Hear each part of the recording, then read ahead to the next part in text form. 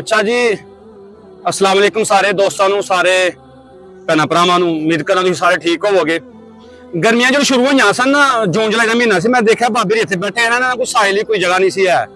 ਉਦੋਂ ਦਾ ਬਾਬੇ ਨੂੰ ਛਤਰੀ ਲਾ ਕੇ ਦਿੱਤੀ ਸੀ ਉਹਨਾਂ ਨੇ ਸਾਇਲ ਹੀ ਗਰਮੀ ਦੇ ਬਚੇ ਰਹਿਣਗੇ। ਉਸ ਤੋਂ ਬਾਅਦ ਅਚਾਨਕ ਮੈਂ ਜਦੋਂ ਸਲਾਬ ਆਇਆ ਸਲਾਬ ਗੁਜ਼ਰ ਗਿਆ ਅਚਾਨਕ ਮੈਂ ਇੱਥੋਂ ਜਾਣ ਰਿਹਾ ਬਾਬੇ ਨੇ ਮੈਨੂੰ ਆਵਾਜ਼ ਮਾਰੀ ਕਹਿੰਦੇ ਪੁੱਤ ਵੀ ਗੱਲ ਸੁਣ ਕੇ ਜਾਈ ਸੀ। ਉਹ ਮੈਂ ਗੱਲ ਸੁਣੀ ਉਹਨਾਂ ਦੀ ਤੇ ਇਹਨਾਂ ਨੇ ਕਿਹਾ ਕਿ ਪੁੱਤਰ ਉਹ ਕੀ ਹੋਇਆ ਸਲਾਬ ਦੇ ਵਿੱਚ ਕਿਹੜਾ ਦਾਣਾ ਫਗਾ ਸਾਰਾ ਗਿਆ। ਅੱਛਾ ਗਏ ਅੱਛਾ ਟੀਵੀ ਗਿਆ। ਅੱਛਾ ਵਾਸ਼ਿੰਗ ਮਸ਼ੀਨ ਗਈ ਸਲਾਈ ਮਸ਼ੀਨ ਕਿਸੇ ਦੇ ਘਰ ਚ ਉਹ ਤੇ ਬਚ ਗਈ। ਅੱਛਾ ਉਹ ਕਿਸੇ ਦੇ ਘਰ ਤੇ ਕੱਪੜੇ ਧੋਣ ਮਸ਼ੀਨ ਜਿਹੜੀ ਉਹ ਵੀ ਗਈ। ਪਾਣੀ ਵਾਲੀ ਮੋਟਰ ਉਹ ਵੀ ਗਈ। ਇਹਨੇ ਕਿਹਾ ਸਲਾਬ ਵਿੱਚ ਸਾਰਾ ਕੁਝ ਗਿਆ। ਲੱਗ ਪਾਣੀ ਚੜ ਗਿਆ ਮੋਟਰ। ਤੇ ਹੁਣ ਕਿੱਥੇ ਰਹਿੰਦੇ ਪਏ ਹੋ? ਉਹ ਕਿਰਾਏ ਤੇ ਗਏ ਅਜੇ ਕੋਈ। ਅੱਛਾ ਕਿਰਾਏ ਦੇ ਮਕਾਨ ਲੈ ਕੇ ਰਹਿੰਦੇ ਲਿਆ ਸੀ। ਉਹ ਬਿੱਲ ਬਹਾਉਂਦੇ ਪਏ ਹੋ ਸਨ ਕੀ ਬਿੱਲ ਦਾ ਕੀ ਸੂਰਤ ਹਾਲ ਸੀ?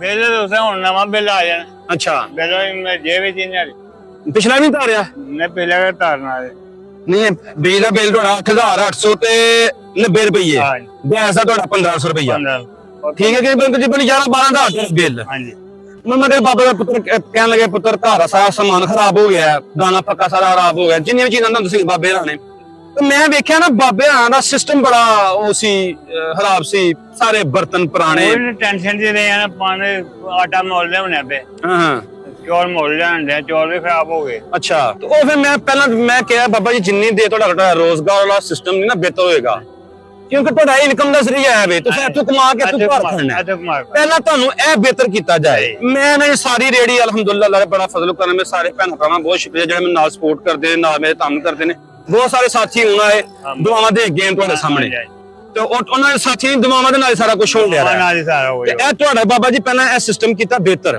ਇਹ ਤੁਹਾਡਾ ਰੋਜ਼ਗਾਰ ਦਾ ਇਹ ਤੁਸੀਂ ਡੇਲੀ ਇੱਥੋਂ ਕਮਾਣਾ ਤੇ ਘਰ ਖੜਨਾ ਤੁਸੀਂ ਆਪਣਾ ਘਰ ਚਲਾਣਾ ਠੀਕ ਹੈ ਨਾ ਤੇ ਇਹਨਾਂ ਚੱਲਣਾ ਇਹ ਤੁਹਾਡਾ ਬਿਹਤਰ ਨਹੀਂ ਹੋਏਗਾ ਤੁਸੀਂ ਫਿਰ ਉਹ ਤੁਹਾਡਾ ਘਰ ਦਾ ਨਿਜ਼ਾਮ ਠੀਕ ਨਹੀਂ ਹੋ ਸਕਦਾ। ਇਹ ਹੁਣ ਤੁਹਾਨੂੰ ਸਾਰਾ ਸਿਸਟਮ ਨਵਾਂ ਲਿਆਤਾ ਹੈ ਪਲੇਟਾਂ ਗਲਾਸ ਚਮਚ ਇਹ ਉਹ ਜੋ ਤੁਹਾਡੇ ਜ਼ਰੂਰੀਆਤ ਦੀ ਜ਼ਿੰਦਗੀ ਸਨ ਤੁਹਾਡੀ ਪ੍ਰਾਤਾਂ ਸ਼ਰਤਾਂ ਪਾਣੀ ਸ਼ਰ ਤੁਹਾਨੂੰ ਹਰ ਚੀਜ਼ ਨਵੀਂ ਲਾ ਦਿੱਤੀ ਤੁਹਾਡੀ ਫਲੈਕਸਾਂ ਤੁਹਾਡੀ ਹੈ ਅੰਦਰਲੀ ਸ਼ੀਟ ਵਗੈਰਾ ਹਰ ਸ਼ਹਿਰ ਨਵੀਂ। ਇਹ ਹੁਣ ਤੁਹਾਡਾ ਕਸਟਮਰ ਰੁਕੇਗਾ ਭਾਂਡੇ ਸਾਫ਼ ਹੋਣਗੇ ਬਰਤਨ ਸਾਫ਼ ਹੋਣਗੇ ਖਾਏਗਾ ਫਿਰ ਤੁਹਾਡੇ ਕੋਲ ਆਏਗਾ ਤੁਹਾਡਾ ਰੋਜ਼ਗਾਰ ਬਿਹਤਰ ਹੋਏਗਾ ਇਨਸ਼ਾਅੱਲਾ ਬਿਹਤਰ ਹੋ ਜਾਏਗਾ।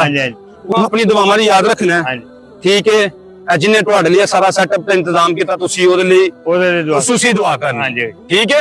ਬੱਚਿਆਂ ਨੂੰ ਮੈਂ ਕਹਾਂਗਾ ਦੁਆ ਕਰਨ ਨਮਾਜ਼ ਪੜ੍ਹ ਦੁਆ ਕਰ ਬੱਚਿਆਂ ਨੂੰ ਵੀ ਕਹਿੰਦਾ ਜੋ ਨਮਾਜ਼ ਪੜ੍ਹ ਕੇ ਘਰਦਿਆਂ ਨੂੰ ਕਹਿੰਦਾ ਨਮਾਜ਼ ਪੜ੍ਹ ਕੇ ਉਹਨਾਂ ਦੀ ਦੱਬੇ ਦੁਆ ਠੀਕ ਹੋ ਗਿਆ ਬਾਬਾ ਜੀ। ਅੱਜ ਰੋਜ਼ੇ ਦਾ ਮਸਲਾ ਸਾਡਾ ਮਿਹਰਬਾਨੀ ਹਾਂ ਰੱਖੇ ਤੁਹਾਨੂੰ ਆਮੀਨ ਆਮੀਨ।